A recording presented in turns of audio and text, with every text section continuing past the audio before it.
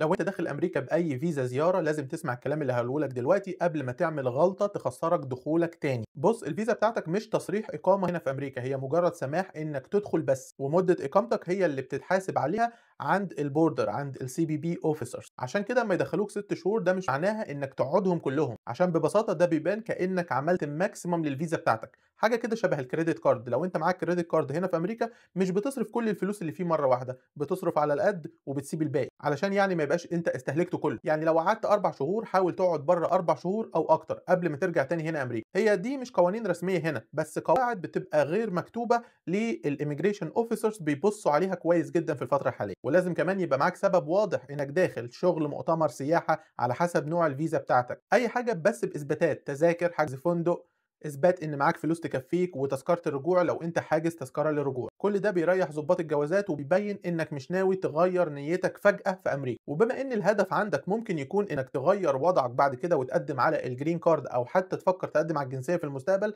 فلازم تعملها بالشكل المظبوط اللي هو القانون بيسمح بيه. والشكل المظبوط اللي القانون بيسمح بيه ده هو انك لو عاوز تغير حالتك داخل امريكا من فيزا دراسة لجرين كارد او من فيزا عمل نوع فيزا تاني، لازم تنتظر 3 شهور على الأقل قبل ما تغير الفيزا بتاعتك. لو الفيديو فادك احفظه دلوقتي عشان ترجع له وقت ما تحتاج له، ولو عندك أي سؤال سيبه لي في التعليقات، ولو تعرف حد الموضوع ده يهمه ابعت له الفيديو دلوقتي علشان الكل يستفيد. لو أنت بتتفرج للآخر شكرا جدا ليك إنك بتتفرج للآخر، أشوفك الفيديو الجاي.